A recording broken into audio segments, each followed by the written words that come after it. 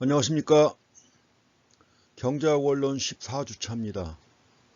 이번 시간은 지난 시간에 이어서 경기 변동이론 제10장에 나오는데 앞에서 봤던 내용에 이어가지고 이번 시간에는 총 수요, 애그리게이트 디맨드라고 하는 총 수요하고 애그리게이트 서플라이라고 하는 총 공급 모형을 가지고 공부하시겠습니다. 이 총 수요, 총 공급 모형을 통해서 나라 경제 전체에서 국민 소득과 물가가 동시에 결정되는 원리를 갖다 공부하는 것입니다. 이걸 통해서 이제 단기 경기 변동을 설명할 수가 있습니다. 10장의 내용 앞부분 내용은 봤었습니다. 케인스의 국민소득 결정 모형에 기초해가지고 한 나라의 균형 국민소득, 생산물 시장을 대상으로 했을 때 균형 국민소득이 결정되는 원리를 갖다 공부했죠. 이번 시간에는 물가가, 앞에서는 물가가 주어졌다고 가정했죠. 물가는 일정하다고 가정했는데 이제 물가가 변화할 때 총 수요가 어떻게 변화할 것인가 해가지고 이로부터 총 수요 곡선을 도출하고 또 물가가 변화할 때 총 공급이 어떻게 변화할 것인가 이걸 통해서 이제 AS 곡선을 도출합니다. 그래서 두 가지의 상호작용에 의해서 국민 소득과 물가가 동시에 결정되는 원리 이걸 살펴보겠습니다. 그리고 나서 여러 가지 수요 충격이 주어지거나 공급 충격이 주어졌을 때 이것이 단기적으로 경기 변동에 어떤 영향을 미치는가 하는 걸 보겠습니다. 물론 이제 총 수요 충격이 있게 되면 그 총 수요 곡선이 이동합니다. 또 마찬가지로 총 공급 충격이 있게 되면 역시 AS 곡선이 이동합니다. 그래서 곡선이 이동하면서 국민 소득과 물가가 어떻게 변화할 것인가 하는 것을 갖다 보겠습니다. 어떻게 보면 거시경제학에서 가장 중요한 모형이라고 볼 수가 있습니다. 대개 우리가 이 책보다 좀 쉬운 책들 맨퀴의 경제학이라든가 크루그만 경제학 이런 거 보게 되면 아예 그냥 곧바로 총 수요 곡선하고 총 공급 곡선을 제시한 다음에 이거 가지고 설명을 하고 이 곡선이 어떻게 나왔는지 이런 것들은 설명을 안 하고 있습니다. 그렇지만 그만큼 유용하게 이용되는 모형이기 때문에 그 모형은 그대로 활용하고 있습니다. 자, 이제 총 수요 곡선을 도출합니다. 지금 여기 나와 있는 그림은 앞에서 봤던 케인스의 모형인데 일단 케인스의 총 소득 지출 모형이죠. 이걸 통해서 이제 우리가 총 수요 곡선을 도출합니다. 물가가 변화한다고 했을 때 여기 나와 있는 것은 애그리게이트 익스펜디처 해가지고 총 지출 곡선입니다. 물론 다 아시겠지만 총 지출이라고 하는 건 뭐죠? 소비 더하기, 투자 더하기, 정부 지출 더하기 순수출입니다. 그래서 AE라고 하는 게 C 더하기 I 더하기 G 더하기 NX라고 하는 건 앞에서 봤죠. 그래서 이제 거기다가 물가를 집어넣는 겁니다. 물가를 집어넣어 가지고 물가가 변화했을 때 총 지출이 어떻게 변화하는가 이걸 파악을 해가지고 국민 소득이 어떻게 변화하는지 이걸 보겠습니다. 최초의 균형점은 A점입니다. A점인데 A점에서 근데 물가가 상승합니다. 물가가 상승하게 되면 총 지출은 하락하게 됩니다. 자, 물가 상승이 이제 총 지출 항목에 영향을 미치죠. 소비나 투자, 정부 지출, 수출이 순수출이 있는데 이 중에서 특히 이제 물가가 변화할 때 소비도 변화하고 투자도 변화하고 정부 지출은 변화하지 않죠. 왜냐하면 정부 지출은 정책 변수이기 때문에 정부가 결정하는 것입니다. 또 한 가지가 이제 순수출이 변화합니다. 그래서 물가가 상승할 때 소비, 투자, 순수출이 변화하게 되는데 일단 기본적으로 물가가 상승하면 총 지출은 하락합니다. 그러니까 A2 곡선이 아래로 이동하는 거죠. A2로 이동합니다. 그래서 물가가 상승하니까 결국 균형점이 B점으로 이동하는 거죠. 국민소득은 어떻게 됩니까? 감소하는 거죠. 얘기는 결국 뭐냐? 얘기는 결국 물가가 상승하면 결론은 그렇습니다. 일단 물가가 상승한다. 물가가 상승하면 총 지출이 어떻게 된다? 하락한다는 거죠. 그리고 국민소득이 어떻게 된다? 감소한다는 겁니다. 그러면 물가와 국민소득이 어떤 관계에 있다는 얘기예요? 수요 측면에서. 자, 지금 총 수요 측면인데 수요 측면에서 물가하고 국민소득이 어떤 관계에 있다? 마이너스 관계에 있다는 것이죠. 물가가 상승하니까 국민소득이 하락했다. 그러니까 이제 수요 측면에서 물가와 국민소득은 마이너스의 관계에 있다고 하는 것이고 이 마이너스의 관계로부터 우리가 우하향하는 총 수요 곡선을 도출하는 것입니다. 그래서 이제 결론은 그렇게 나오는데 일단 물가가 상승할 때 소비, 투자, 순수출이 어떻게 변화하는가 하는 것을 차례대로 보겠습니다. 그래서 여기서 지금 총 수요 곡선을 도출합니다. 이건 이제 AD 곡선이라고 합니다. Aggregate Demand 해가지고 AD 곡선이라고 하는 건데 바로 물가하고 총 지출의 관계이자 또 동시에 총 지출이니까 동시에 뭐예요? 국민소득과의 관계죠. 물가 수준하고 국민소득 간의 마이너스의 관계죠. 그러니까 마이너스의 관계 해가지고 우하향하는 총수요 곡선인데 그러면 총수요 곡선이 왜 우하향하는지 이걸 우리가 알아야 됩니다. 우리 다른 교과서에서도 굉장히 강조하고 있는 건데 일단 물가가 변화할 때 소비하고 투자하고 순수출에 영향을 미친다고 그랬죠. 그래서 그걸 통해서 일단 물가가 상승할 때 총지출이 하락하고 나가서 국민소득이 감소하는 그 이유가 무엇인가 하는 걸 본 다음에 다시 또 마무리 정리하겠습니다. 자, 첫 번째 물가가 변화할 때 소비에 영향을 미칩니다. 물가가 변화할 때 소비가 영향을 미친다. 그런데 물가가 상승했습니다. 물가가 상승하게 되면 소비자가 가지고 있는 화폐 가치가 어떻게 되는 거죠? 물론 화폐 가치를 포함해가지고 넓게는 다 부라고 합니다. 화폐도 넓게는 부에 포함되는 거죠. 그렇지만 이제 가장 간단하게 보려면 물가가 상승한다. 그럼 화폐 가치가 하락하죠. 화폐 가치가 하락하면 소비가 어떻게 됩니까? 감소하는 것이죠. 화폐 가치가 하락하니까 살 수 있는 상품의 양이 줄어든단 말이에요. 그래서 소비가 하락하는 건데 흔히 이걸 갖다가 뭐라고 하느냐. 이걸 부의 효과라고 합니다. 여기서 부라고 하는 말은 마이너스가 아니라 부의 효과라는 말은 웰스 얘기하는 겁니다. 웰스를 갖다 우리가 부라고 하죠.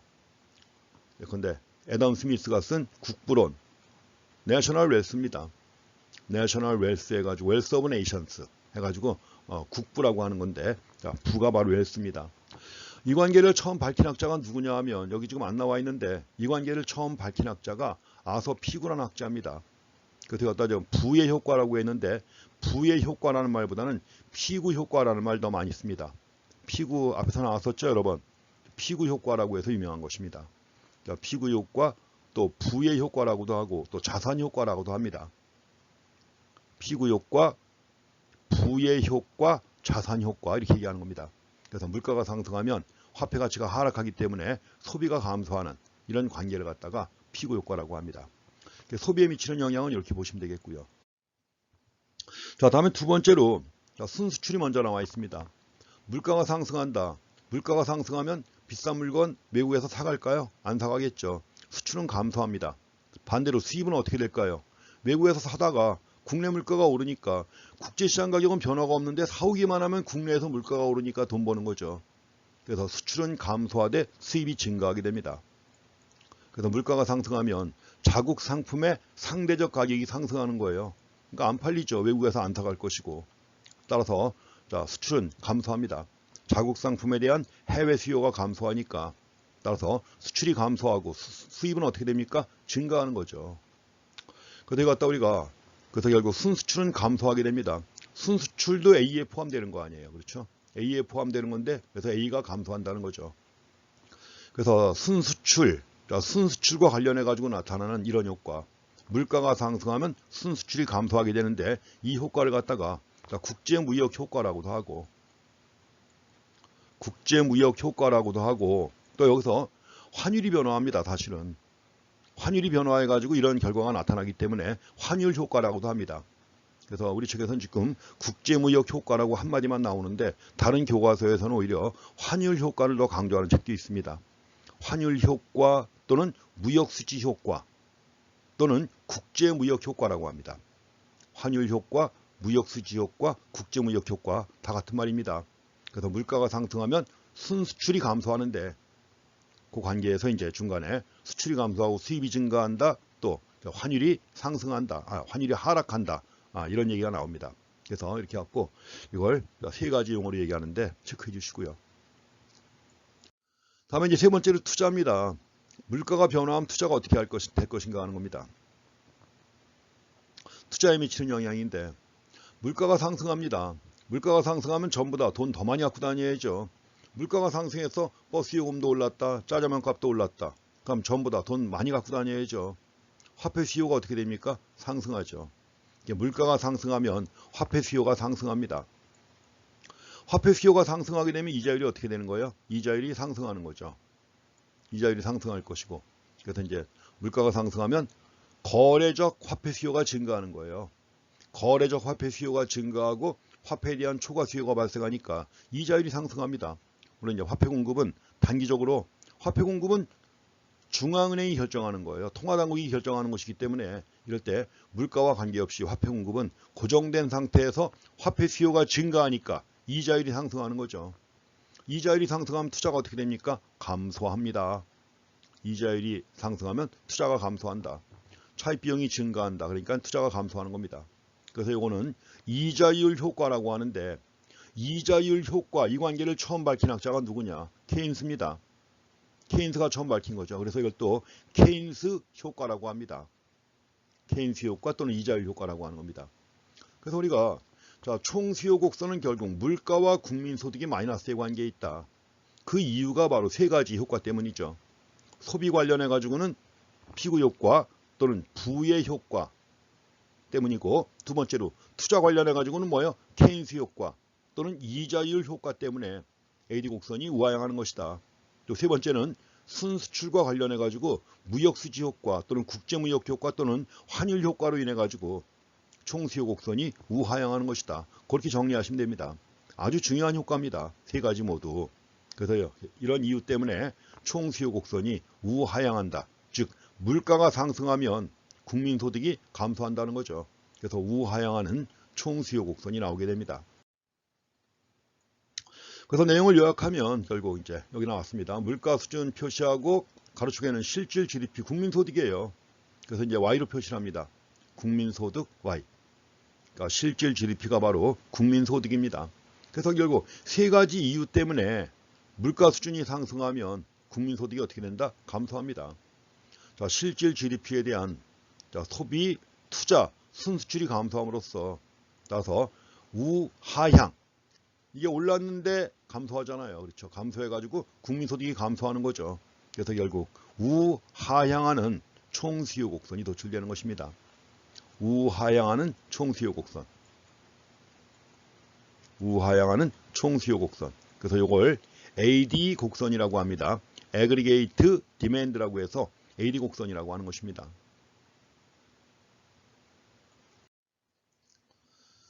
자, 그래서 지금까지 우리가 본 것처럼 총수요 곡선이라고 하는 거 물가 수준하고 실질 GDP 즉 국민소득입니다. 간에 무슨 관계? 마이너스의 관계를 나타내는 것이죠. 마이너스 관계를 나타내는 것이고, 그래서 세로축에 표시된 게 뭐예요? 물가입니다. 우리가 알듯이 세로축에 표시된 물가는 결국 뭐예요? 내생변수 아닙니까? 그러면 내생변수가 변화할 때 어떻게 된다고 그랬죠? 곡선상에서 움직인다고 그랬죠. 내생변수가 변화하면 곡선상에서 움직인다. 그리고 모형에 포함되어 있지 않은 외생변수가 변화할 때는 곡선 자체가 이동한다고 그랬죠. 여기서도 그게 중요합니다. 그래서 다른 변수는 변화하지 않고, 다른 국민소득에 영향을 미치는 수요 측면에서 국민소득에 영향을 미치는 다른 변수는 변화하지 않고 일정합니다. 근데 물가 수준만 변화한다. 어떻게 될까요? 총수요 곡선 상에서 움직입니다. 총수요 곡선을 따라서 움직인다. 이 말은 곧 총수요 곡선 상에서 수요점만 움직이는 것이죠. 반면에 물가는 일정한데 다른 변수가 변화한다는 겁니다. 다른 변수가 바로 뭐예요? 외생변수죠. 이런 그 외생변수가 변화할 때는 어떻게 된다? 곡선 자체가 이동을 합니다. 그래서 여기서 총수에 영향을 주는 다른 변수라고 했는데, 이게 우리가 앞에 슬라이드에서 잠깐 제목에서 봤습니다만 이게 수요 충격이라는 거예요. 총수요에 영향을 주는 다른 변수의 변화. 이게 바로 뭐다? 수요 충격. 그래서 수요 충격이 있게 되면 총수요 곡선 자체가 이동을 합니다. 가지고 이제 총수요 곡선 자체가 이동하니까 총 공급과 관련해 가지고 균형점이 변화할 것이고, 그럼 물가하고 국민소득이 변화하겠죠. 이 어떻게 변화할 것인가 하는 것을 이제 맨 마지막에서 볼 것입니다. 다시 한번 정리합니다. 내생변수인 물가가 변화한다. AD 곡선상에서 이동합니다. 반면에 외생변수가 변화하면 곡선 자체가 이동한다는 겁니다. 그리고 외생변수의 변화라고 하는 게 바로 수요 충격이라고 하는 거죠. 그럼 이 경우 총수요 곡선을 이동시키는 다른 변수, 총수요 곡선에 영향을 미치는 다른 변수, 외생변수죠. 외생변수에는 뭐가 있느냐? 뭐 많이 있습니다. 많이 있지만 대표적으로 몇 가지 제시해 놨습니다. 첫 번째는 예컨대 가처분 소득이 변화하거나 가계부가 변화하거나 또 미래 기대 소득이 변화하거나 이자율이 변화한다. 이런 것들은 다 뭐예요? 외생 변수입니다. 앞에서 봤던 AD 곡선, 세로축에 뭐예요? 물가, 가로축에 국민소득 두 개밖에 없습니다. 그러면 물가를 제외한 나머지 요인들은 다 뭐예요? 외생 변수라는 얘기죠. 그래서 가처분 소득, 가계부, 미래 예상 소득, 또 이자율이 변화할 때 이럴 때 가계 소비에 영향을 미치죠. 가지고 독립 소비 지출을 변화시킵니다. 독립 소비 지출이 뭐예요? 소득과 관계없이 결정되는 소비, 기초 소비 얘기하는 겁니다.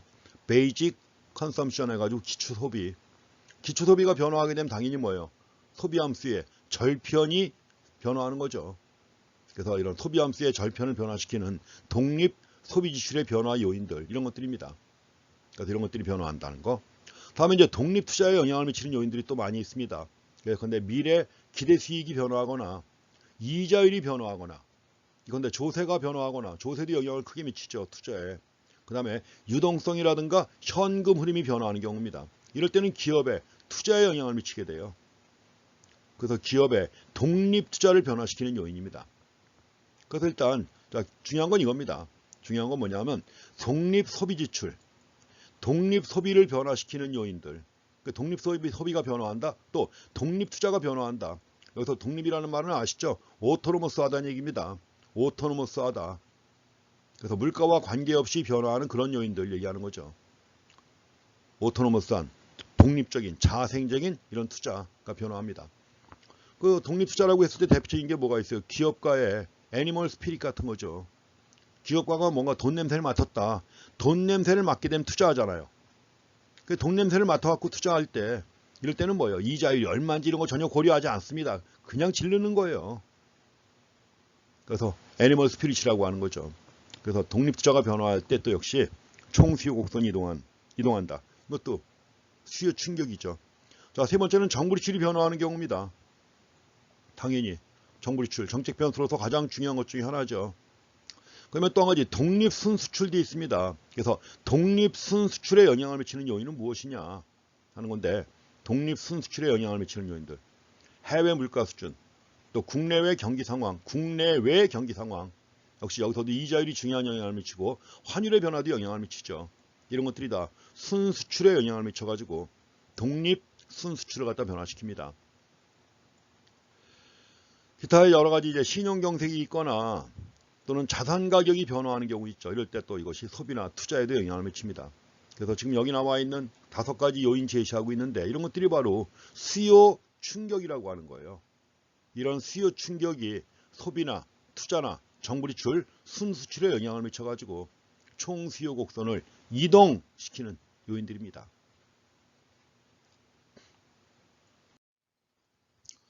여기서 총 수요 곡선을 갖다 오른쪽으로 이동시키는 요인들 정리해놨는데, 정부 지출이 증가하거나, 그렇죠? 자, 정부 지출이 증가합니다. 또 가계 미래 기대소득이 증가한다. 기대소득이 증가하면 당연히 뭐예요? 많이 살려고 하죠. 소비가 증가합니다. 미래 기대소득이 증가하면 소비가 증가해요. 또 기업 투자에 대한 미래 기대수익이 증가한다. 미래 기대수익이 증가하면 당연히 투자를 증가시키겠죠.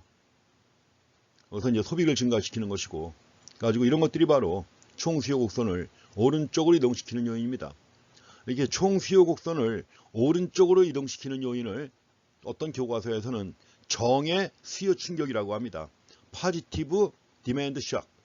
그래서 정의 수요 충격이라고 해서 총 수요 곡선을 오른쪽으로 이동시킬 것이고, 총 수요 곡선이 오른쪽으로 이동한다. 그럼 국민소득은, 실질 GDP는 당연히 증가하는 거죠. 그렇죠? 국민소득을 증가시키는 수요 충격이기 때문에 정의 수요 충격이라고 해서 쓰는 책도 많이 있습니다. 자, 반면에 총 수요 곡선을 왼쪽으로 이동시키는 요인들입니다. 이건 바로 뭐예요? 부의 수요 충격이죠. 왜냐하면 이게 왼쪽 이동하게 되면 국민소득은 감소하니까 당연히 이런 거 갖다 부의 수요 충격이라고 하는 겁니다. 그러니까 증가하는 경우인데 이자율이 상승할 때입니다. 이자율이 상승하면 어떻게 될까요? 이자율이 상승하게 되면 소비와 투자를 감소시킬 뿐만 아니라 뭐예요? 순수출마저 감소합니다. 그 다음에 또 정부가 소득세나 법인세를 증가시킨다. 투자가 위축됩니다. 소득세나 법인세를 갖다 증가시키면 소득세가 증가하면 소비가 감소하죠. 법인세가 증가하면 기업의 투자가 감소합니다. 소비와 투자를 갖다 감소시켜요.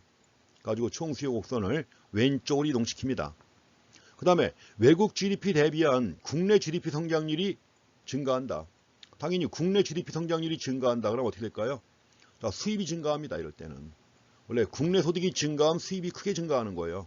수입이 증가하고 수출이 감소하니까 총 수요는 왼쪽으로 이동하는 것이죠.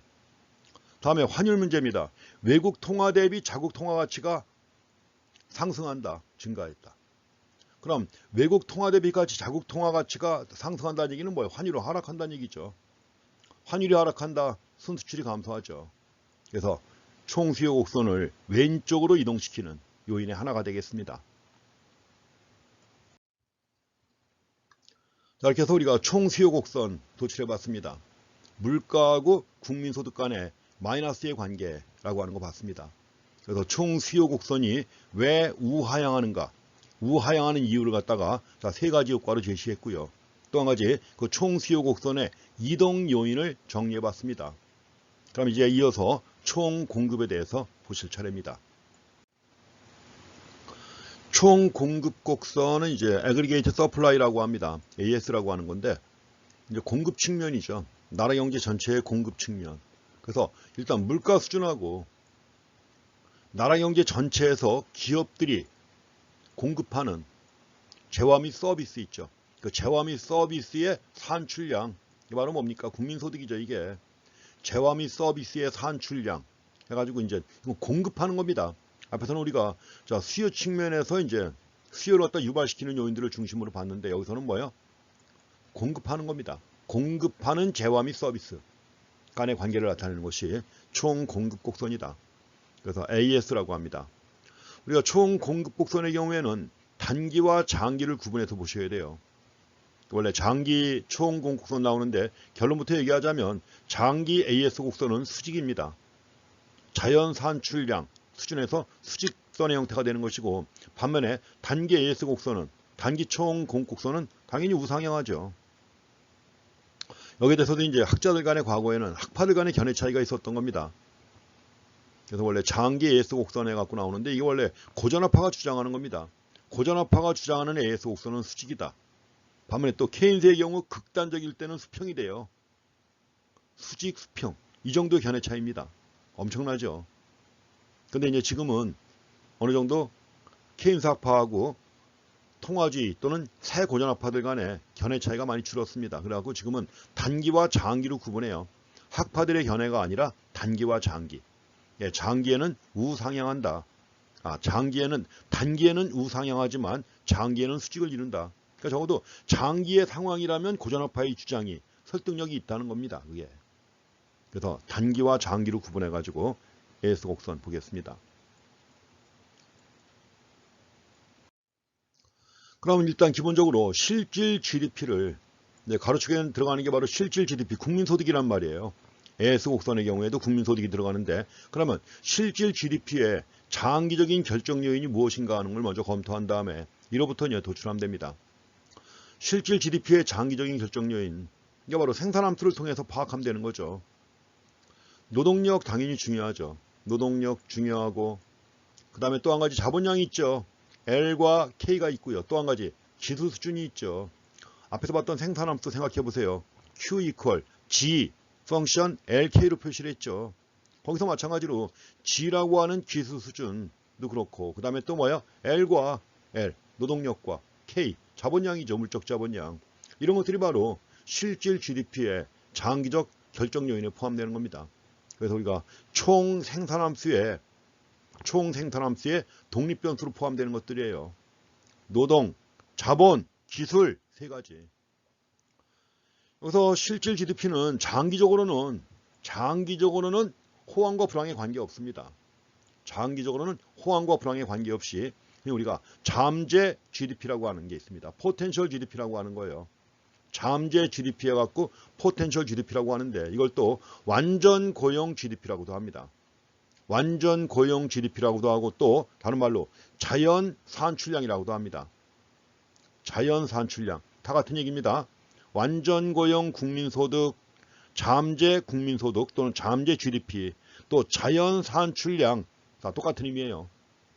학파들 간에 이제 자주 쓰는 용어가 있기 때문에 그렇게 나오는 것이고, 그래서 장기적으로는 장기적으로는 어디서 결정된다? 장기적입니다. 장기적으로는 호황과 불황에 관계없어요. 호황과 불황에 관계없이 잠재 GDP 또는 자연 산출량 수준에서 결정된다는 겁니다. 여기서 수직을 이루는 거예요. 장기적으로 잠재 GDP 수준에서 수직이 됩니다. 장기 AS 곡선입니다. 그래서 이로부터 우리가 장기 AS 곡선을 도출하게 됩니다. 그래서 장기적인 물가 수준하고 기업의 산출량 간의 관계인데 이게 바로 장기 AS 곡선인데 장기는 롱런이죠. 롱런이기 때문에 앞에다 LR자 붙입니다. L자만 붙이는 경우도 있고 LR로 붙이는 경우도 있고요. 총 공급이니까 AS가 되는 것이죠. 그래서 우리가 장기 AS 곡선은 잠재 GDP 수준 여기에요. 말씀드린 것처럼 이거 갖다 이제 자연 산출량이라고도 하고 완전 고용 GDP라고도 하는 것이죠. 그래서 잠재 GDP 수준에서 수직선 형태를 갖다 보입니다. 그리고 이 수직선 형태의 AS 곡선이 원래 고전압파가 주장하던 이런 AS 곡선이에요. 근데 고전압파의 주장이 극단적이긴 하지만 그러나 장기에는 타당하다는 겁니다. 그리고 만약에 여기서 이게 이제 잠재 GDP인데 이 잠재 GDP를 증가시키는 요인들이 있겠죠. 완전 고용 GDP인데 이것도 증가시키는 요인이 있습니다. 중요한 게 뭘까요? 기술 수준이 진보하거나 기술 향상이 있거나 아니면 노동력이라든가 기계 설비가 증가합니다. G하고 L하고 K가 증가해요. 그 경제에 새로운 노동력이 크게 많이 주어지거나 아니면 새로운 자본이 축적되거나 하면 잠재 GDP도 증가합니다. 잠재 GDP가 증가하고 잠재 GDP가 증가한다는 말은 곧 뭐예요? 장기 AS 곡선이 우측 이동한다는 것이죠. 여기서 장기 AS 곡선을 갖다가 우측 이동시키는 요인들 이것도 한번 꼭 정리하고 지나가셔야 됩니다. 장기 AS 곡선의 우측 이동 요인 뭐다? 기술 진보 또 노동력이나 기계 설비가 증가하는 경우입니다. 이럴 때는 장기 AS 곡선이 우측 이동한다. 그 이유가 잠재 GDP가 증가하기 때문에 그런 거죠. 잠재 GDP가 증가하기 때문에 따라서 장기 AS 곡선이 우측 이동하는 것이다. 다음은 단기 AS 곡선입니다. 단기에는 물가 수준하고 공급 측면의 국민소득 간의 플러스의 관계에 있습니다. 그래서 단기적으로 물가 수준이 상승합니다. 물가 수준이 상승하게 되면 재화와 서비스의 산출량이 증가하게 돼요. 상승했는데 산출량이 증가한다. 그럼 뭐예요? 우상향 하는 단기 AS 곡선이 나오는 것입니다. 단기 AS 곡선은 단기 short run 이라고 해서 SRAS라고 합니다. 단기 AS 곡선. 그래서 단기 AS 곡선이 왜 우상향하는가? 즉 물가가 상승했을 때 재화와 서비스의 산출량이 왜 증가하는가 하는 거예요. 이걸 설명하는 이론이 여러 가지가 있는데 주장이 여러 가지가 있습니다. 그런데 대표적으로 크게 본다고 하면 하나는 임금 경직성 이론이 있고요. 임금이 경직적이다 또는 재화 가격도 경직적이라고 하는 이런 주장이 있습니다. 그래서 임금 경직성하고 재화 가격 경직성을 가지고 설명을 해요. 그래서 첫 번째는 그 임금 경직성을 가지고 우상향하는 이유를 설명합니다. 이게 Y라고 했는데 뭐예요? Y는 우상향하는 이유 얘기하는 겁니다. 단기 AS 곡선이 왜 우상향하는가? 우상향하는 이유. 한 가지는 임금 경직성, 또 한 가지는 가격 경직성이에요. 우리가 임금이 경직적이라는 얘기입니다. 임금이라는 게 쉽게 안 변하죠, 사실은. 근데 주로 올라가는 건 잘 올라갑니다. 올라가는 건 잘 올라가는데 떨어지질 않아요. 당연히 실업자가 크게 증가하고 노동시장에 초과 공급이 있다. 그럼 당연히 임금이 떨어져야 되는데 떨어지는 거 본 적 있나요? 여러분들 이제 공무원 많이 지망하니까 아시겠지만 공무원 임금 하락한 적 있나요? 역사상 한 번도 없습니다. 공무원은 어떻게 하는 거죠? 호봉제죠. 매년 호봉이 올라갑니다. 임금 하락할 일이 없죠. 물론 이제 경우에 따라서 징계를 받아가지고 감봉이다 그러면 아예 몇 개월 동안 못 받는 겁니다. 감봉 기간 지나면 다시 예전 임금 도로 받는 거예요. 임금 하락하는 거 보신 적이 없죠. 이게 바로 임금이 경직적이라는 겁니다. 임금 경직성, wage rigidity라고 합니다. wage rigidity 해가지고 임금 경직성. 물론 여러 가지 이유가 있습니다. 그런데 물가 수준이 상승합니다. 물가 수준이 상승하게 되면 재화와 서비스 가격 상승률이 요소 가격 상승률보다 높아진단 말이에요. 요소 가격, 요소가 뭐예요? 노동, 자본, 토지 이런 것들이 요소 아니에요. 그래서 물가가 상승하면 재화와 서비스의 가격 상승률이 요소 가격 상승률보다 큽니다. 그러니까 기업의 이윤이 증가할 거 아니에요. 요소 가격은 기업 입장에서 볼 때 나가는 돈인데, 요소 가격, 요소 비용이죠. 임금이나 이자나 기업 입장에서 볼 때는 뭐예요? 비용입니다. 비용이 증가하는 것보다 가격 상승이 더 크니까 당연히 이윤이 어떻게 되겠어요? 증가하겠죠.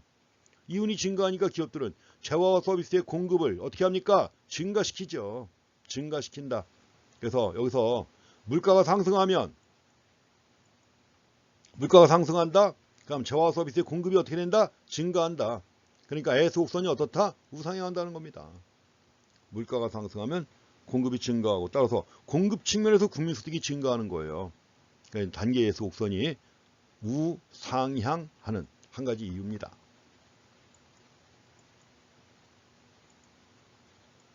다음에 두 번째는 가격 경직성도 있습니다. 가격이 움직이질 않아요. 쉽게 변화하지 않습니다. 물가가 상승할 때 근데 일부 기업들이 가격을 천천히 올립니다. 천천히 올린다. 그럼 일기업의 매출이 어떻게 될까요? 증가하죠. 가격을 천천히 올려가지고 그래도 매출이 증가합니다. 매출이 증가한다는 얘기는 결국 뭐예요? 재화와 서비스의 공급도 증가시키는 거죠, 물론. 그렇지만 이제 처음에는 가격은 크게 변화하지 않는다는 거죠. 가격이 경직적이다. 그래서 일부 기업들이 가격을 천천히 올린다. 이걸 설명하는 이론 중에 하나가 메뉴 비용 이론이 있는데, 근데 우리가 짜장면 값 100원 올려야 된다. 짜장면 값을 100원 올려야 돼요. 100원 올린다고 해서 100원으로 올리겠습니까? 지금 4,500원인데 인하대 후문은 3,500원입니다. 더 싼 데도 있나요?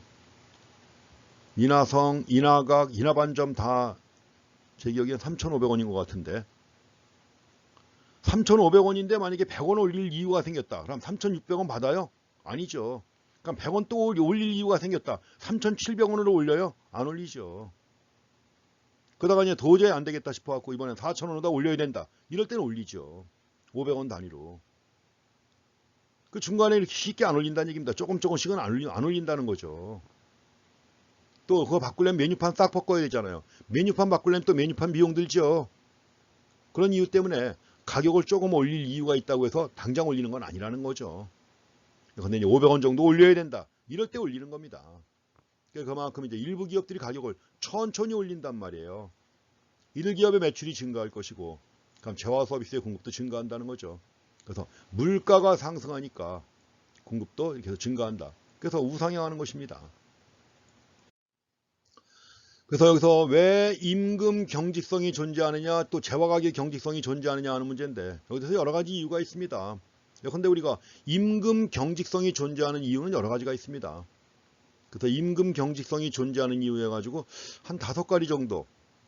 제가 얘기했지만 좀 전에 공무원 임금 하락하지 않는다고 그랬죠. 그 이유가 뭐예요? 호봉제.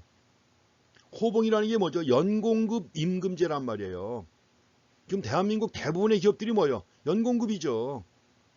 물론 일부 이제 직무급도 도입하는 데가 있고 이렇습니다만, 아직은 공기업이나 대부분의 민간 기업들도 매년 임금이 올라갑니다. 호봉제예요. 인하대학교 직원들도 호봉제입니다. 대부분의 기관들이 그래요. 그러니까 임금이 하락해요? 안 하죠. 많이 올리느냐, 노동조합이 있는 경우 많이 올리느냐 적게 올리느냐, 이거는 이제 협상을 하지만 임금이 하락하는 일은 꿈 같은 일입니다. 있을 수 없죠. 그래서 연공급 임금제를 도입하는 경우 임금이 하락하는 일은 없다. 맞죠? 다음에 두 번째로 예컨대 최저임금제를 실시한다. 최저임금제를 실시하는 경우에는 최저임금 아래로 임금이 하락할 요인이 있다. 임금이 하락해요? 안 하죠. 아무리 임금이 하락해도 최저임금 아래로 하락하지는 않잖아요. 또 이유가 있습니다. 예컨대 노동조합이 잘 구축되어 있다. 노동조합이 잘 조직되어 있는 경우 임금 하락, 꿈 같은 얘기죠. 있습니까? 없죠. 또 한 가지, 여기 나와 있는 것처럼 단연간에 걸친 임금 계약이 존재합니다. 대개 고용계약이라고 하는 게 장기 고용계약이죠. 미국 같은 경우에는 최하 2년 내지 3년 고용계약을 체결합니다. 가지고 고용계약서상에 내가 연봉을 $50,000 받기로 계약을 했다. 그러면은 뭐예요? 아무리 중간에 하락할 요인이 있어도 계약 기간 중에는 임금이 하락하지 않죠. 그러니까 장기 고용 계약도 임금을 경직적으로 만드는 중요한 이유가 됩니다. 또 한 가지는 이제 케인스가 얘기한 게 있는데 화폐 환상이라는 게 있습니다.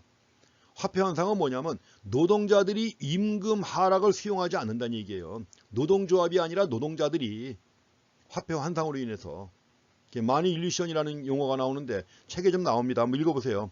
마니 일루션. 이 개념 꼭 알고 지나가셔야 돼요. 화폐 환상이라고 하는 것입니다. 또 뭐 네이버에서 지식백과 한번 검색해 보시면 백과사전에 나와 있는 마니 일루션 얘기가 나옵니다. 사례도 많이 나오고 그 마니 일루션 한번 꼭 확인해 주시기 바랍니다. 그래서 노동자들에게는 정보가 부족하단 말이에요. 정보가 부족하기 때문에 마니 일루션이 있고 이런 경우에 임금이 하락할 요인이 있어도 노동자들이 수용하지 않는다는 얘기입니다. 그래서 임금의 특히 하방 경직성이라고 그래요.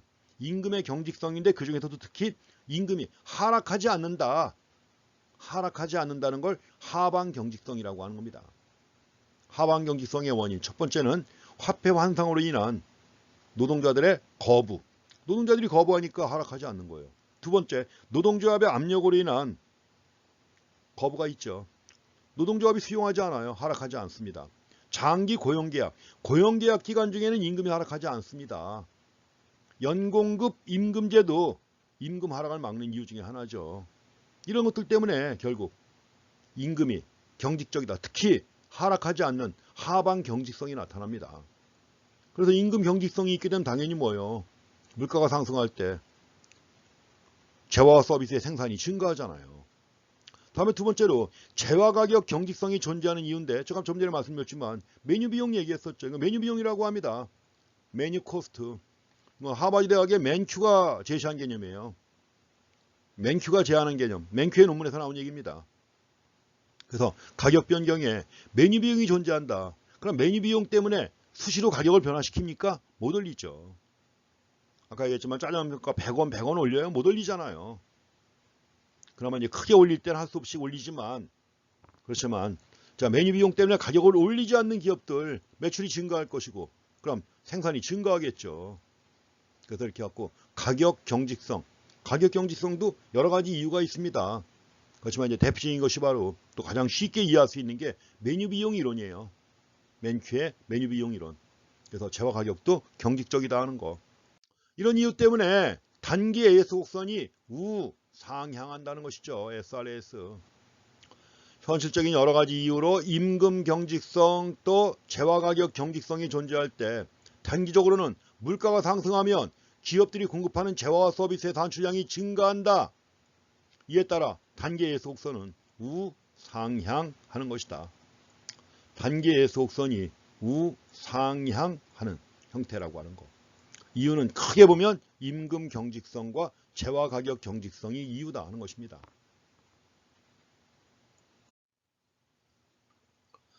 여기서 총 공곡선의 경우에도 자, 세로축에는 물가입니다.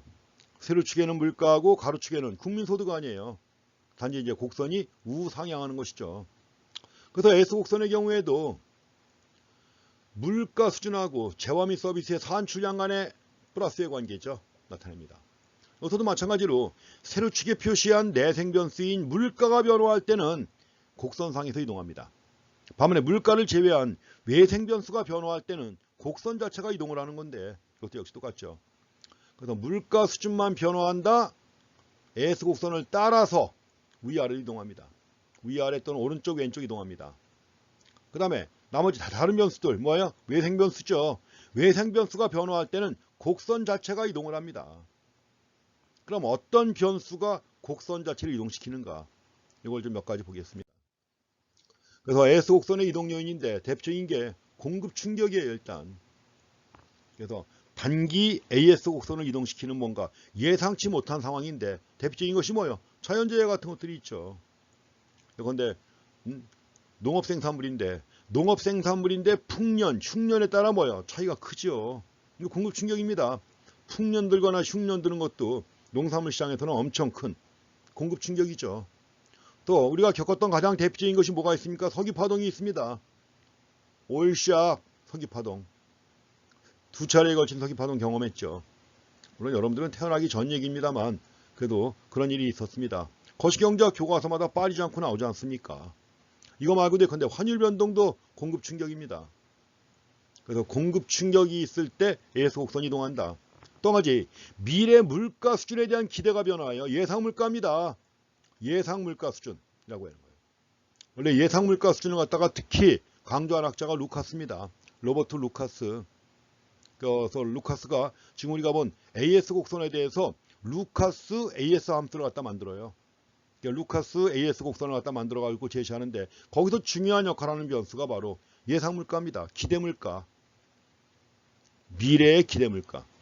그래서 만약에 물가 상승을 예상한다. 물가 상승을 예상하면 사람들은 명목임금이라든가 재화 가격에 대한 기대를 갖다 상향 조정한단 말이에요. 물가 상승을 예상하니까 명목임금이라든가 재화 가격에 대한 기대가 상향 조정된다. 그럼 당연히 명목 비용이 상승하겠죠. 여러 가지 유형의 명목임금이라든가 기타 명목 비용이 상승합니다. 그럼 단기 AS 곡선은 왼쪽 이동하는 거죠. 비용이 상승하니까 국민소득은 감소하잖아요. 단기 AS 곡선이 왼쪽 이동합니다. 그래서 미래 물가 수준에 대한 기대 변화인데 특히 이게 바로 루카스 공급함수에 반영되어 있는데 지금 루카스 공급함수를 갖다 제가 집어넣으려고 했는데 그냥 잊어먹었습니다. 그래서 루카스 공급함수에 대해서도 꼭 한번 검색해서 확인하시기 바랍니다. 검색이라고 할 땐 지식백과 정도는 봐도 괜찮아요. 근데 이제 쓰레기 같은 거 보지는 말고 루카스 공급함수 메모 한번 해보실래요? 루카스 공급함수는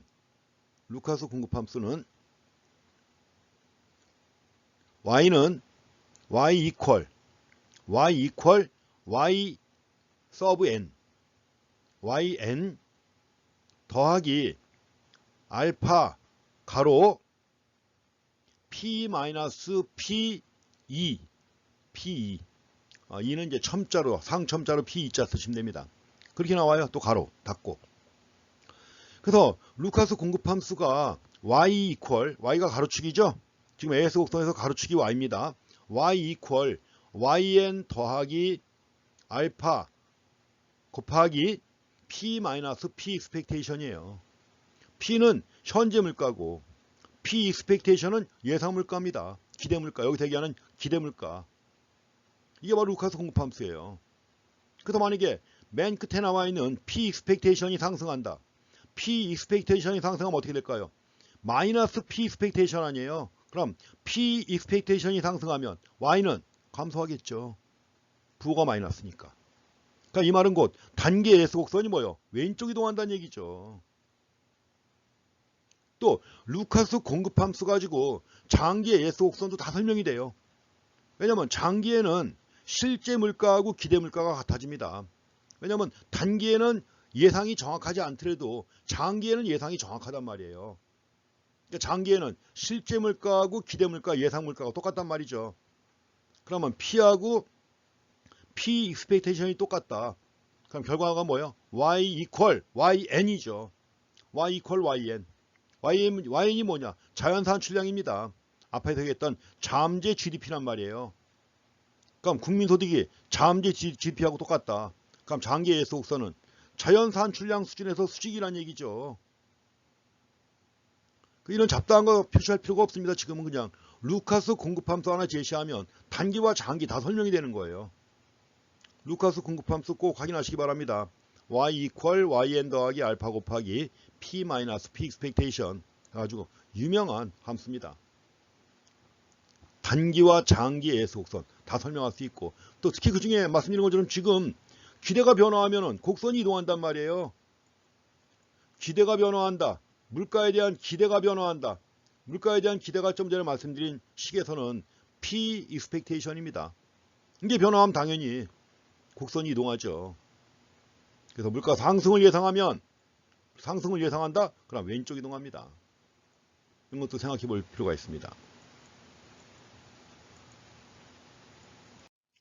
여기서도 요인을 정리해 놨습니다. 단기 AS 곡선을 오른쪽으로 이동시킨다. 대표적인 게 뭐예요? 기술 진보죠. 기술 진보가 있게 되면 생산성이 향상되니까 생산비가 감소해 갖고 더 낮은 가격에서도 동일한 수준의 산출량을 공급할 수가 있습니다. 또 한 가지가 뭐예요? 가로 안에 들어가는 함수에서 가로 안에 들어가는 L과 K가 있죠. L과 K가 증가한다. 그럼 당연히 뭐예요? 더 많은 산출이 가능하니까 단계 예수 곡선이 우측 이동하는 거 이해가시죠? 다음에 단기 AS 곡선을 왼쪽으로 이동시키는 요인입니다. 이게 바로 뭐예요? 부의 공급 충격이죠. 마이너스의 공급 충격. 자, 그 중에 한 가지가 만약에 미래 물가 수준에 대한 예상, 미래 물가가 예상인데 뭐예요? 증가했다. 기대 물가가 상승합니다. 지금 루카스 공급함수에서 마이너스 P expectation이죠. 이게 상승한다. 이게 상승하면 Y가 감소하는 거죠. 당연히. 단계 예수 곡선이 왼쪽 이동합니다. 그래서 미래 물가 수준에 대한 예상이 상승하면 임금과 가격이 상승하니까 생산비가 상승해서 예수 곡선이 왼쪽 이동하는 거죠. 또 과거에 낮을 것으로 기대했는데 낮을 것으로 기대했던 물가에 대한 예상 조정이 상승한 겁니다. 물가에 대한 예상 조정이 상승했다. 역시 임금과 가격이 상승하는 것이고 예수 곡선 왼쪽 이동합니다.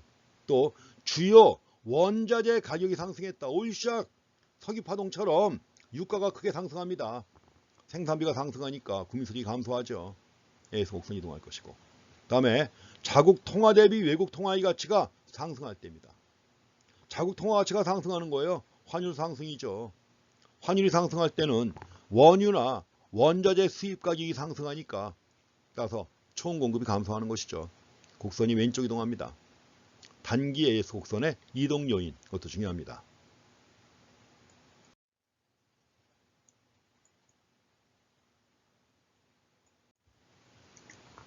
자, 이제 총 수요 곡선과 총 공급 곡선, 그리고 단기와 장기 AS 곡선이 있죠. 다 포함해 가지고 균형 상태를 보겠습니다. 지금까지 우리가 균형은 많이 봐왔지만 일단 우하향하는 AD 곡선, 우상향하는 단계 AS 곡선하고 또 장기 AS 곡선까지 동시에 교차할 때, 이럴 때 장기 거시경제 균형이 성립됩니다. 장기 거시경제 균형. 자, 세 개의 곡선이 교차하는 점입니다. 그리고 이때 수준은 얼마죠? GDP 수준은 잠재 GDP죠. 완전 고용 GDP 또는 잠재 GDP 수준에서 결정이 됩니다. 이게 바로 이제 일반 균형이죠. 왜냐하면 한 나라의 모든 시장이 동시에 균형을 이루는 겁니다. 우리가 총 수요 곡선에 반영되는 시장은 뭐가 있었죠? 생산물 시장, 화폐 시장, 증권 시장 다 포함되어 있었죠. 그 다음에 이제 AS 곡선에 반영되는 게 뭐예요? 노동 시장까지 다 반영되는 겁니다. 그래가지고 한 나라의 모든 시장이 동시에 균형을 이루는 거니까 이걸 우리가 거시경제의 일반 균형이라고 합니다. 연결된 모든 시장이 동시에 균형을 이룬다. 그래서 이제 크게 보면 이제 수요 측면과 공급 측면이 동시에 균형을 이룬다 해가지고 이걸 일반 균형이라고 합니다. 이제 장기 거시경제 균형에서는 생산 수준이 잠재 GDP예요. 완전 고용 산출량을 생산하는 거죠. 그래서 여기 이제 장기 거시균형에서는 기업은 정상적인 가동 수준에서 생산합니다. 그리고 고용은 완전 고용이에요. 완전 고용이라고 했을 때 우리가 이제 완전 고용을 어떻게 파악할 거냐 하는 건데 이건 이제 다음 시간에 공부할 것입니다. 근데 여기서는 지금 완전 고용이라고 해가지고 구조적 실업과 마찰적 실업을 제외한 완전 고용이라고 했죠. 그래서 원래 완전 고용이라고 할 때는 예전에 그 국내 교과서에서는 물론 이제 그 국내 교과서라고 하는 게 대부분 다 이 세미얼슨의 이코노믹스의 바탕을 두고서 만들어진 책들입니다. 뭐 국내 경제학 교과서라고 해서 미국 교과서하고 완전히 틀린 내용인가요? 그건 아니죠. 그렇지만 약간 이제 보는 관점에 약간 차이는 있습니다. 그래서 과거에는 완전 고용이라고 했을 때 마찰적 실업만이 있는 상태를 갖다가 완전 고용으로 파악을 했습니다. 그 말은 곧 구조적 실업을 보는 관점이 달랐어요. 구조적 실업이 무엇인가에 대해서 이제 관점이 달랐던 겁니다. 그래서 이제 과거에는 산업 구조가 변화할 때 실업이 생기죠. 그런데 산업 구조가 변화하게 되면 사양 산업이 발생하죠. 그럼 사양 산업에서 일하던 사람들은 실업자가 되지 않습니까? 이런 실업을 갖다가 구조적 실업이라고 했는데 최근에 나오는 교과서에서는 구조적 실업을 임금이 너무 높아서 발생하는 실업이라고 봅니다. 임금이 시장의 균형 임금보다 높기 때문에 발생한다.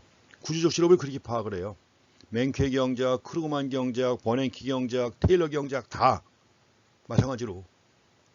그래서 이제 구조적 실업을 갖다 보는 게 관점이 달라졌기 때문에 그런 겁니다. 그래서 과거에는 마찰적 실업만이 있을 때를 완전 고용으로 파악했는데 최근에 나오는 교과서에서는 구조적 실업과 마찰적 실업만이 있을 때 이걸 완전 고용으로 파악합니다. 근데 여기서는 또 이렇게 해놓고 뒤에 가면 또 딴소리 합니다. 뒤에 가면 다음 챕터에서 이제 공부할 건데 실업에 대해서 공부하면서 거기선 또 마찰적 실업만이 있을 때가 완전 고용이다. 그렇게 얘기가 나옵니다. 근데 여기 지금 나온 얘기가 맞습니다. 자, 최근에 경제학 교과서 흐름 보게 되면 여기 나온 말이 맞는 거니까 여러분들도 일단 그렇게 봐주시기 바랍니다. 우리가 완전 고용이라고 할 때 완전 고용은 구조적 실업과 마찰적 실업만이 있을 때 이럴 때를 완전 고용으로 본다는 겁니다. 그러니까 나머지 경기적 실업은 없다는 거죠. 그런데 불경기에 발생하는 실업이 경기적 실업인데 경기적 실업은 없고 자발적 실업인 마찰적 실업이라든가 구조적 실업만이 있을 때를 완전 고용이다. 그렇게 파악합니다. 당연히 고용은 완전 고용이죠. GDP가 완전 고용 GDP니까. 그렇지만 이제 단기적으로 볼 때는 여기서 단기적으로 볼 때는 총수요 충격이 있거나 또는 공급 충격이 있는 경우에는 뭐요? 장기 거시균형에서 이탈하겠죠. 이탈하지만 그러나 뭐요? 시간이 지나면 다시 장기 거시균형으로 돌아갑니다. 그 흐름을 갖다 좀 잠깐 파악을 해봐야 됩니다. 뭐 별 얘기는 아닙니다. 원래 장기라는 게 그런 거죠. 물가와 임금이 신축적인 이런 기간이 거시경제학에서 장기인데 거시경제학에서 장기, 물가와 임금이 신축적인 이러한 기간을 장기라고 하는 겁니다. 그래서 거시경제학에서 장기라고 할 때는 뭐 최한 10년 이상 내지 20, 30년 이 정도 기간이 장기예요. 그래서 우리가 앞에 미시 부분에서 봤던 장기라고 할 때는 뭔가 고정 투입 요소, 고정 생산 요소가 존재하는 기간이 장기다 해가지고 생산이론과 비용이론에서는 장기를 그렇게 파악했습니다. 그렇지만 거시경제학에서 장기라고 할 때는 다시 한번 정리해드리면 거시경제학에서 장기는 물가와 임금이 신축적인 이런 기간, 그러니까 물가와 임금이 신축적인 기간이기 때문에 연수로 따진다면 최하 10년 내지 20, 30년 걸리는 그런 기간이 장기입니다. 그러니까 아무래도 장기에는 뭐예요? 다시 장기 균형으로 돌아가죠. 단기적으로 볼 때는 장기 균형에서 이탈해도 장기에는 다시 돌아갑니다. 그 점을 이미 먼저 확인하고 보시기 바랍니다. 여기서 지금 단기적인 호황에서 균형을 이루고 있습니다. 최초의 균형점이 A점이에요. 여기서 균형을 이루고 있다.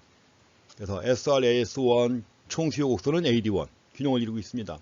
이 상황에서 기업의 신규 투자가 증가한다. 이건 수요 충격입니다. 총수요 충격이에요. 그러니까 기업가가 애니멀 스피릿 돈 냄새를 맡은 겁니다. 돈 냄새를 맡고서 이게 될 것 같다 싶으니까 투자하는 거죠. 뭐 그런 식으로 투자 시작한 게 한국에도 꽤 많이 있습니다. 예컨대 뭐 바이오 같은 것도 그렇죠. 이런 경우에도 뭔가 이제 앞으로 미래 산업을 갖다가 이끌 것이다 해가지고 뭐 진짜 셀트리온 같은 뭐 이런 오직 바이오인데 업계에서 몇 등 될 정도로 지금 커졌지 않습니까? 더더구나 이제 코로나 바이러스 시대 맞아가지고 더 커질 가능성이 있고요. 이게 바로 돈 냄새를 맡고 투자했기 때문에 그런 겁니다. 그래서 기업의 신규 투자가 증가한다. 자, 신규 투자가 증가하면 어떻게 되나요? 이게 수요 충격이니까 총 수요 곡선이 오른쪽으로 이동하는 거죠. AD 곡선이 오른쪽으로 이동합니다. 호황이죠. 국민소득이 증가하니까.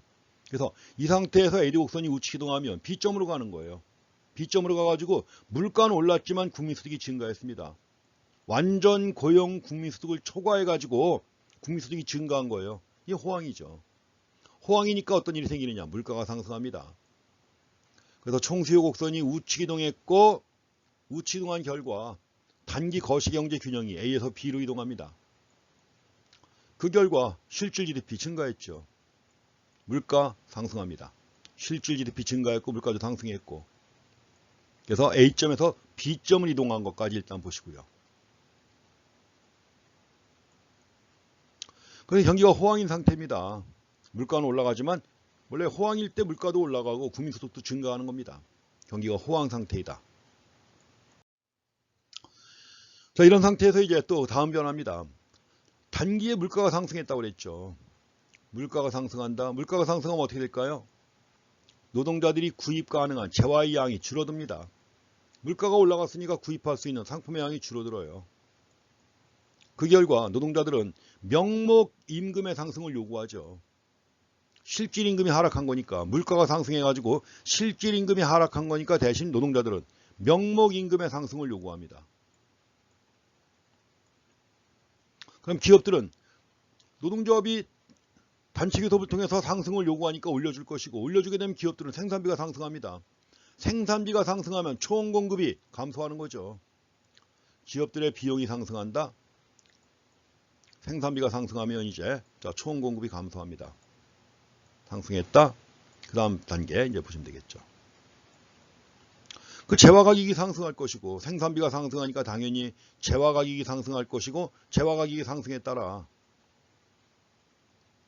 물가와 명목 임금도 상승하면서, 물가와 명목 임금이 상승하면서 단기 예수 곡선이 왼쪽으로 이동합니다. 이제. 그래서 이렇게 해갖고 결국 단기 예수 곡선이 왼쪽 이동하는 거예요. 물가도 상승하고 명목 임금 상승하고 해가지고 이게 왼쪽 이동했습니다. 이제.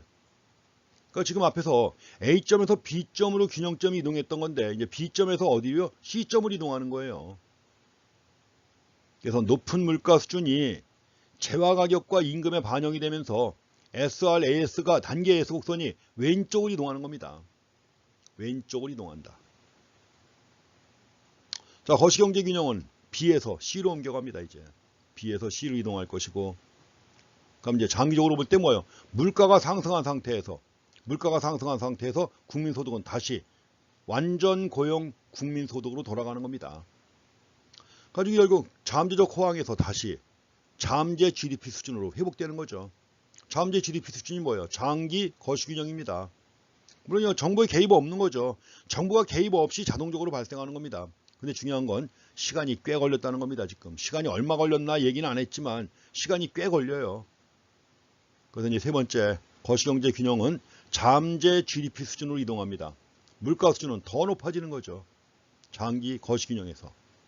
자, 이런 것들은 정부 개입 없이 자동적으로 발생하는 건데, 이게 자동적으로 발생하는 힘에 뭐가 있느냐? 보이지 않는 손이 있는 거예요. 여기에 보이지 않는 손이 있다. 우리가 알고 있는 보이지 않는 손이라는 게 뭡니까? 물가와 임금의 신축성이에요. 근데 장기에는 물가와 임금이 신축적이라고 그랬죠. 이게 장기다. 그래서 정부 개입 없이 물가와 임금의 신축성에 의해서 보이지 않는 손이 다시 균형으로 이끈 것입니다.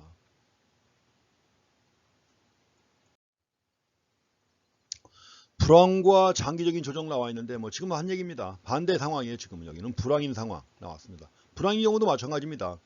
그래서 만약에 설비 투자가 감소했다. 총 수요 곡선이 왼쪽 이동했습니다. 왼쪽 이동하니까 A에서 B로 갔어요. B로 갔다. B로 가니까 국민소득이 감소했습니다. 불황인 상태가 된 거죠. 근데 불황인 상태에서 물가는 하락합니다. 불황인 상태에서 물가가 하락했다. 물가가 하락하니까 반대 상황이죠. 아까 봤던 임금과 재화 가격이 반영이 됩니다. 가지고 단기의 예수 곡선이 우측 이동한단 말이에요. 단기의 예수 곡선이 우측 이동했다. 가지고 처음에 A에서 B로 갔지만 다시 또 C로 가는 거예요. 이것도 장기 균형이죠. 거시경제 균형은 B에서 다시 잠재적 GDP 수준인 C로 이동하는 것입니다. 그래서 좀 전에는 이제 투자가 증가한 경우에 가지고 총 수요가 증가한 경우 얘기했는데, 여기서는 반대로 설비 투자가 감소해 가지고 총 수요 곡선이 왼쪽 이동한 경우인데, 역시 시간이 지나면 다시 물가가 하락한 상태에서 장기 균형으로 돌아가는 것입니다. 총 수요가 감소하는 경우 얘기했습니다.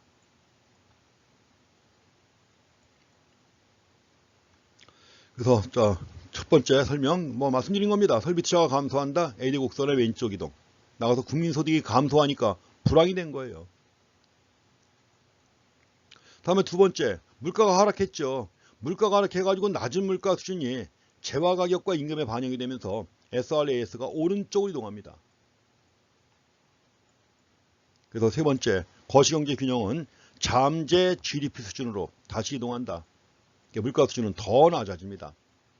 단기 균형에 비해서. 근데 이런 경우에도 역시 장기적으로 그 새로운 균형으로 이동하는 과정에서 물가와 임금이 신축적으로 조정되면서 장기 균형으로 돌아간 것입니다. 정부의 개입에 의해서가 아니고요.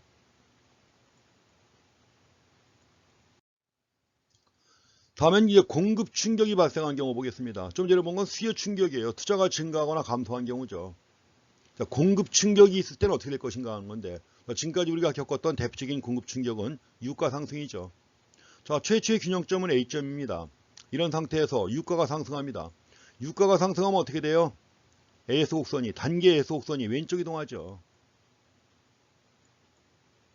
그리고 단기 AS 곡선이 왼쪽 이동해가지고 B점으로 옮겨가는 겁니다. 국민소득은 감소했고 물가는 어떻게 됐어요? 물가는 상승했습니다. 국민소득은 감소하고 물가가 상승했다. 이게 바로 뭐죠? 스태그플레이션입니다. 국민소득이 감소했다. 경기 침체예요. 스태그네이션. 경기 침체를 스태그네이션.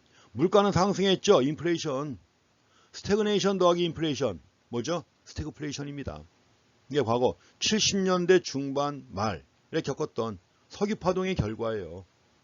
전 세계 경제가 스태그플레이션에 빠져가지고 80년대 초반까지 아주 어려움이 컸죠. 이게 바로 공급 충격의 결과입니다.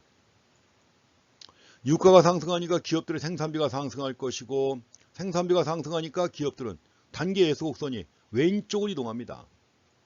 SR이 S2로 이동했다. 그 결과 단기 거시경제 균형은 A에서 B로 이동합니다. 일단 단기적으로 A에서 B로 옮겨갔습니다. 근데 여기서도 시간이 지나면 다시 장기 균형으로 돌아가겠죠. 지금 한 얘기입니다. 이제 그래서 일단 A점에서 B점으로 온 것까지는 봤습니다. 여기까지 온 건 봤고요. 그 다음 물가는 상승했고 실질 GDP는 감소했고 이랬죠. 물가는 상승하고 실질 GDP는 감소했다. 그래서 경기 침체와 함께 물가 상승. 자, 실업과 인플레이션. 경기가 침체하니까 실업 증가하죠. 인플레이션도 상승합니다. 이게 바로 스태그플레이션이라고 했었죠.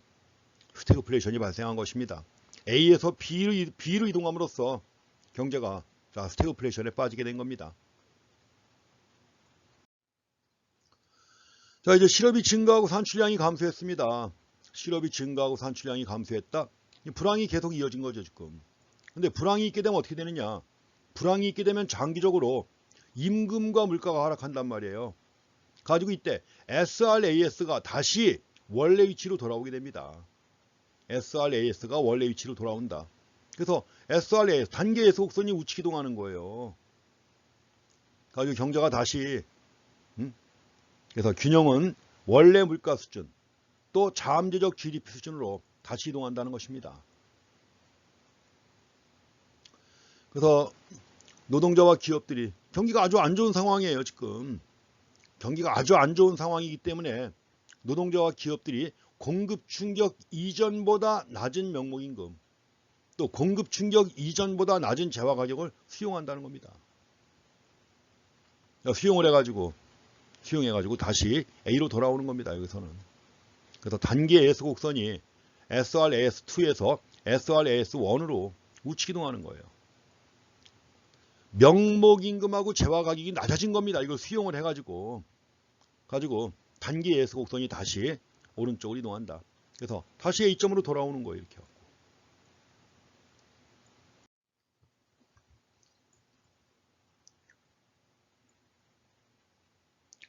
자, 이렇게 해갖고 균형은 다시 오른쪽으로 갔던 균형이 A점으로 돌아오는 거죠. A에서 B로 갔다가 시간이 지나면서 다시 원래 위치로 돌아옵니다. 이럴 때는. 그래서 이것이 이제 여기 설명에 나와 있습니다. 가시경제 균형이 단기 경제 거시경제 균형이 B에서 A로 이동한 거예요. 원래 균형으로 돌아온 것입니다. 그래서 원래 물가 수준에서 잠재적 GDP가 다시 달성이 됐다는 것이죠. 만약에 여기서 총 수요 곡선을 이동시키기 위해서 지금 스태그플레이션 상황이에요. A에서 B로 간 겁니다. A에서 B로 간 건 아까도 말씀드렸지만 이게 바로 스태그플레이션 상황이죠. 국민소득 감소하고 물가 상승했으니까. 그러니까 만약에 이제 경기가 침체해 있단 말이에요. 경기가 침체한 이런 상황이기 때문에 만약에 이런 상황에서 정부가 총 수요 곡선을 이동시키기 위해서 만약에 이런 경우 여기서 A에서 B로 간 상황에서 총 수요 곡선만 이동시킬 수 있다면 다시 이리로 돌아올 수 있잖아.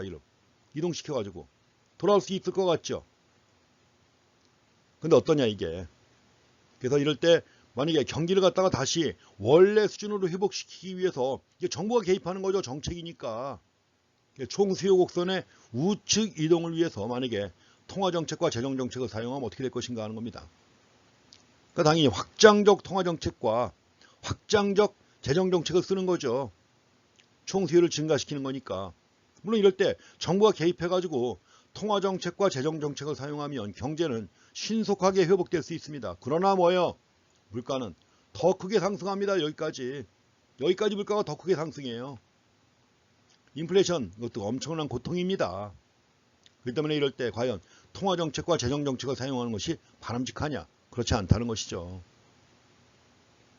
그래서 이제 이렇게 그 통화정책과 재정정책을 사용하는 게 이제 정부의 경기 안정화 정책이에요.